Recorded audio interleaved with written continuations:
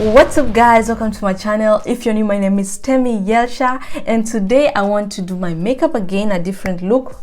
I am not a makeup artist, so I'm just learning with you guys. So while I'm doing my makeup, I have a story that I'm gonna read, and I hope you guys enjoy. Don't forget to subscribe, like this video, comment down below, plus turn on the post notification bell so that you can be notified when I post. And I forgot to mention that this is a true life story. My sister is a psychopath from the moment that she was born. It was just an endless flood of bile. Her tantrums were so violent. She would snap, she would scream, she would cry. She even went to an extent of biting. When she was 4, there was a day I remember we were at the mall. She wanted to go to the toy store and my mother refused. She started crying and shrieking that she hated my mom and she wanted her to die. She went full body on the floor. She was lashing out like crazy. She was crying, she was screaming, she was kicking if you tried to touch her. She was even scratching.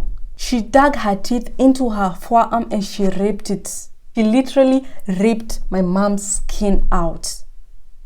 Each time my mother tried to punish her, she would destroy things. She even tried to lock her in the room and that thing did not work. She would haul out a constant scream while she's ripping pages of her books. She would shatter the lamps. She would even tore open her toys and even destroy her bookshelf. Like, she just went crazy each time my mom tried to punish her. Telling her to clean the mess that she made resulted in more rage. Threats of any kind resulted in full-blown rage.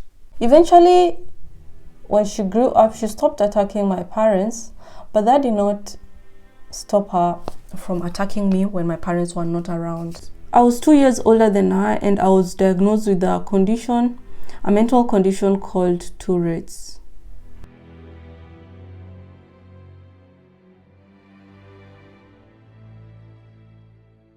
Though I was never violent, I was a very calm child, but my parents made it clear that each time I would have a fight with my sister that I would be at fault. They always blamed me for everything. I was bigger and older, therefore I should be able to control the situation. Realistically, both of my parents did not want to admit that they might have 2 broken kids. It was a free pass for my sister, so it ended up her attacking me 3 to 4 times a day if she had access to me. When she was 5 and I was 7 years old, I remember we were watching television and a show ended. The credits were rolled. Without a warning, my sister tore a fork out of the couch cushions and she stabbed me on the leg while she was screaming. I got up, sprinted so fast, and I ran to my room in pain and in shock. While I was running, she was just behind me screaming that she's going to kill me. I slammed the door and I hauled myself against it. My dad had taken away all the locks because I had spent too much time in my room slacking. And I was forced to brace the door shut while she threw herself against it, alternating between body slams and attempt to stab my heels by thrusting the fork under the door. She went to the kitchen and got a butcher knife. She nicked the edge of my heels and she just sat there and she was just laughing while she was stabbing, just stabbing and laughing. When my parents came back, I was still barricaded in my room. My sister ran to my parents so fast and she was crying, seeking sympathy that we fell into a fight, like we were fighting. They brought us together and they asked each one of us our side of the story. So I told my parents what had happened, and guess what? They did not believe me. My sister told them a story that we were watching the television and it was our time to choose a show. So I refused. I didn't give her the remote. I started to beat her up. She hadn't meant to hurt me. That's what she said. She just had the fork in her hand. It just magically appeared. That day, I just recall her standing behind my parents, and she was just crying and screaming at me for what I did. So fast forward, in summer when we were both home alone, I would go very fast to my room soon after my parents have left.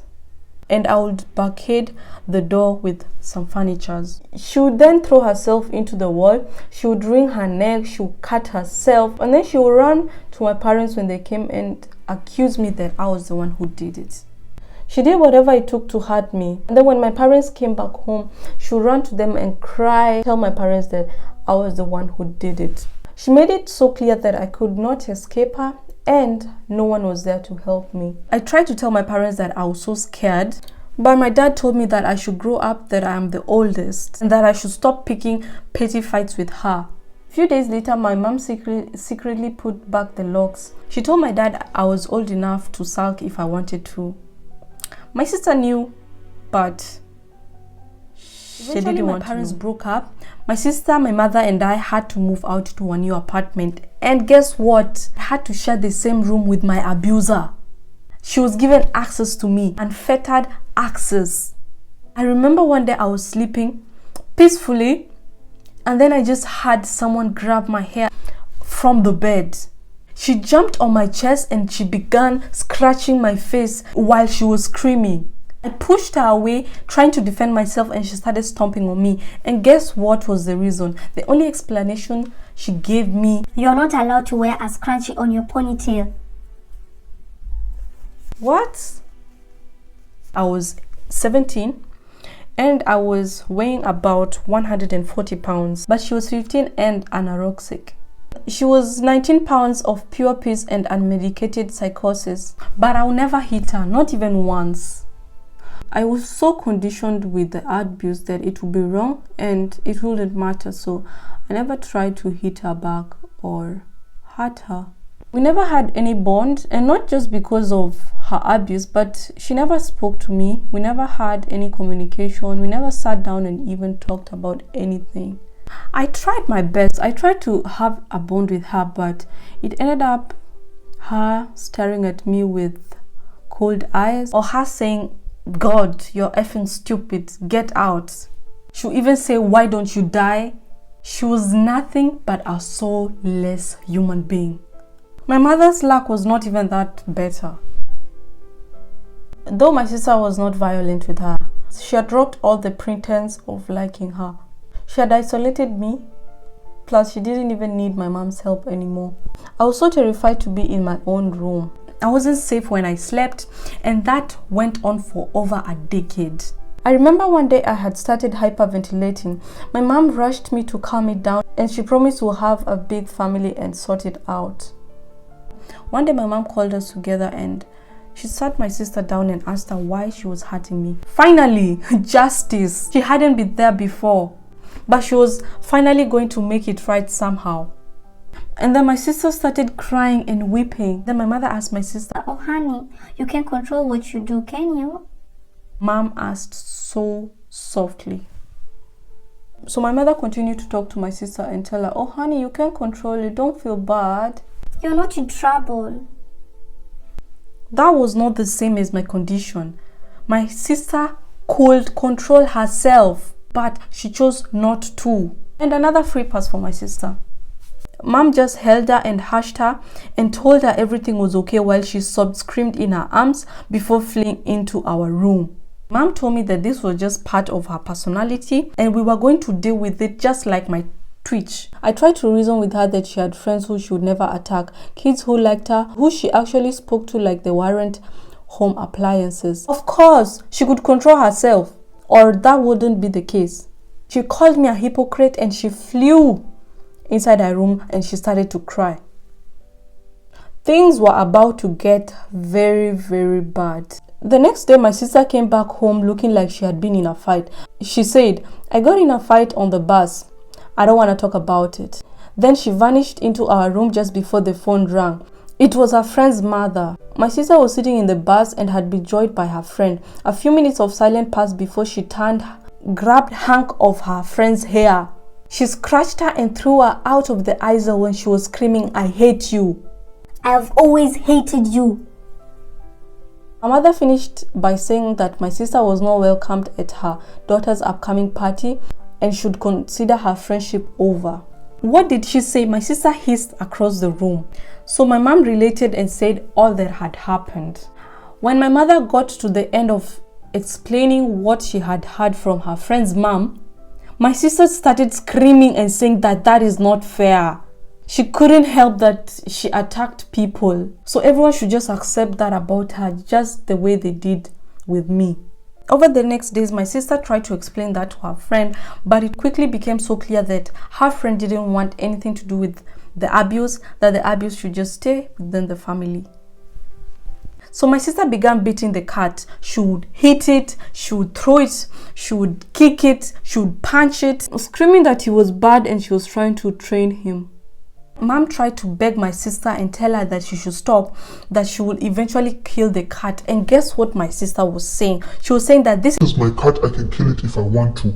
I can't help myself from hurting people. I can't control myself from hurting the cat. I can't help it. Just accept. Again, I say that she was lying.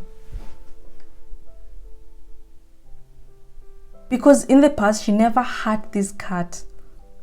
Out of nowhere, she just started to do it. So that means that she can control herself. She was just looking for a new rage dump when she found out that her friends didn't want to be attacked by her. Can you imagine? Mom just insisted that she's going to kill the cat and we should accept it. All this had finally given me a semblance of backbone.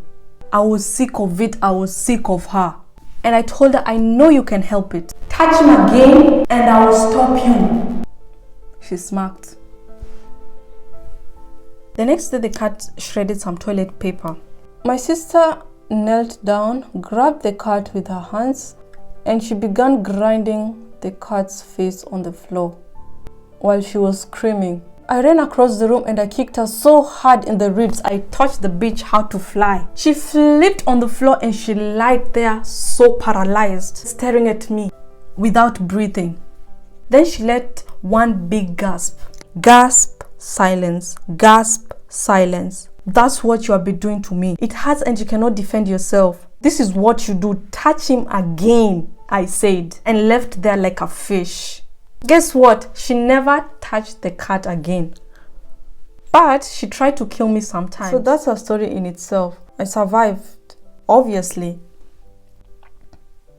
I turned 18 and I moved out of the apartment. She went to college and burned through most of her friends when they moved into the dorms with her. Once you have more passing interactions with her, her facade of humanity fails. Once you're trapped with her, she hurts you. Now and then my mom tries to tell me that she's changed, she's a good girl now. But the self-delusion never lasts more than a few sentences. She's a monster and she will never change. She only learns how to hide it. So guys, we have come to the end of this video. I hope you enjoyed it. I hope the story was interesting. And I'm sorry if this doesn't look perfect. I am not a makeup artist. I'm also learning. This is my first time trying this thing. So I hope you enjoyed the story. I hope you had a good time. Make sure to comment down below. Like this video if you watch till the end. And I'll see you guys in my next video. Kisses and hugs.